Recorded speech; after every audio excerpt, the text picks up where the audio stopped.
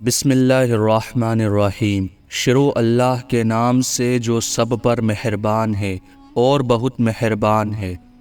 قوم عاد کی ہلاکت کے بعد حضرت ہود علیہ السلام کے ساتھ جو لوگ محفوظ رہے انہی کی نسلوں کو قوم سمود کہتے ہیں۔ اللہ تعالیٰ نے حضرت صالح علیہ السلام کو قوم سمود میں مبعوث فرمایا۔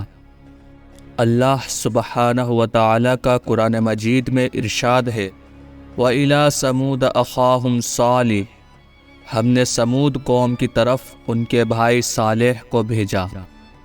اس سے پہلے ہم نے قوم سمود اور حضرت ہود علیہ السلام کے بارے میں بات کی تھی اور قوم عاد کی ہلاکت کے بارے میں بات کی تھی۔ پھر اللہ تعالیٰ نے قوم عاد کو ہلاک کرنے کے بعد جو ان میں ایمان والے بچے تھے تو اللہ تعالیٰ نے انہی میں حضرت صالح علیہ السلام کو بھیجا۔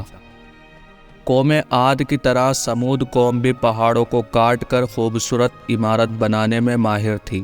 یہ ہنر انہیں وراثت میں قوم عاد سے ملی تھی۔ اپنے اس ہنر میں گھمنڈ اور شیطان کے وسوسوں میں آ کر قوم سمود سرکش اور بت پرستی میں مبتلا ہو گئی۔ فسق و فجور کا دور عام ہو گیا۔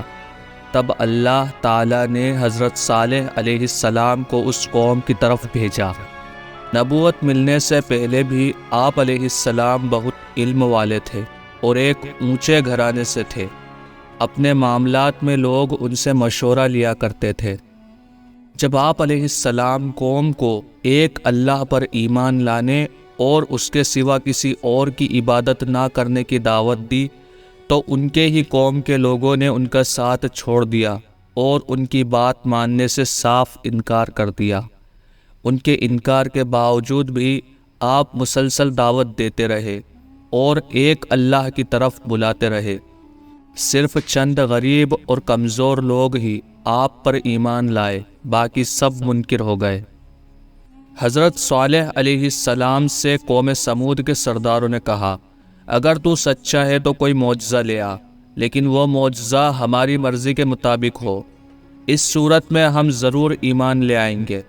آپ ایسا کریے کہ پتھریلی چٹان سے ایک 10 مہینے کی حاملہ اونٹنی نکال لائیں، اس کا رنگ سرخ ہو۔ صالح علیہ السلام سے یہ مطالبہ کر کے وہ سردار لوگ الگ بیٹھ گئے اور مذاق اڑانے لگے۔ ایک دن سب لوگ چٹان کے قریب جمع ہوئے۔ پھر حضرت صالح علیہ السلام نے اللہ تعالیٰ سے دعا کی۔ زمین پر زلزلہ طاری ہوا، ان کی آنکھوں کے سامنے چٹان پھٹی اور اس سے ویسی ہی اونٹنی نکلی جیسا کہ ان کا مطالبہ تھا۔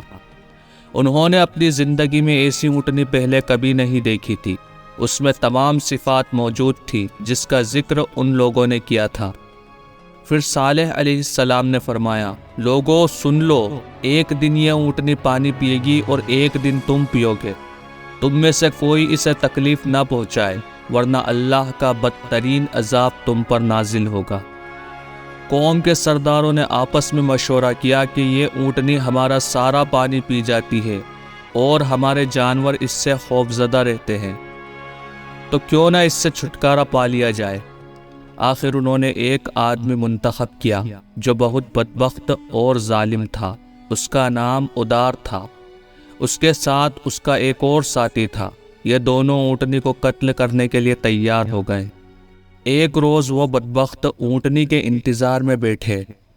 روز کے معمور کے مطابق اونٹنی جب چٹان سے باہر نکلی تو اچانک وہ حملے کے لیے آگے بڑھے۔ آدر نے تیر سے اونٹنی کے ران میں مارا جس سے اونٹنی کی ران کی ہڈی ٹوٹ گئی اور وہ نیچے گر گئی۔ پھر آگے بڑھ کر اونٹنی کے کوچے کاٹ دی، یعنی اسے مار ڈالا۔ اونٹنی کا ایک بچہ تھا، اس کو بھی اس بدبخت نے مار دیا۔ اونٹنی کو قتل کرنے کے بعد صالح علیہ السلام نے ان نافرمانوں سے کہا، اچھا تم 3 دنوں تک اپنے گھروں میں رہ لو، یہ وعدہ جھوٹا نہیں ہے۔ وہ صالح علیہ السلام کی باتیں رد کرتے ہوئے بولے کہ جن عذابوں کا تم ہم سے وعدہ کر رہے ہو اگر سچا ہے تو ہم پر نازل کر دو۔ قوم کے سرداروں نے مشورہ کیا کہ آج رات صالح علیہ السلام کو بھی مار دیں گے۔ آپ علیہ السلام کا گھر پہاڑی پر تھا۔ یہ لوگ اوپر چڑھ ہی رہے تھے کہ زمین حرکت کرنے لگی۔ ایک چٹان لڑکتی ہوئی آئی اور ان کو پیس کر رکھ دیا۔ عذاب کا آغاز ہو چکا تھا۔ حضرت صالح علیہ السلام اپنے ساتھیوں کو لے کر اس بستی سے باہر نکل گئے۔ صبح ہوئی تو لوگوں نے دیکھا کہ ان کے چہرے زرد پڑ چکے تھے۔ سب رونے لگے کیونکہ عذاب کے آثار نظر آنے لگے تھے۔ دوسرے دن ان کے چہرے آگ کی طرح سرخ ہو گئے اور تیسرے دن ان کے چہرے کالے سیاہ ہو گئے۔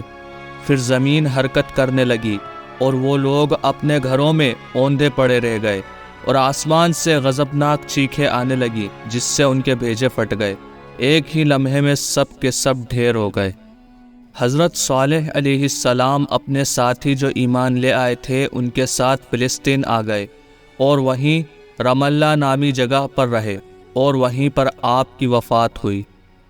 بے شک جو قوم اللہ تعالیٰ کی نافرمانی کرتی ہے اور اس کے احکام اور فرمان کو ٹھکراتی ہے اور انبیاء اکرام کی توہین کرتی ہے اور ان کی شان میں گستاخی کرتی ہے، تو بے شک اللہ تعالیٰ کا دردناک اور خوفناک عذاب ان پر آ کر رہتا ہے۔ اللہ تعالیٰ ہم تمام کی ایسے بدبختوں سے اور ایسے ظالموں سے حفاظت فرمائے، اور ہم سب کو انبیاء اکرام کے طریقے پر اور ان کی باتوں پر، ان کی نصیحتوں پر عمل کرنے کی توفیق عطا فرمائے۔ آمین۔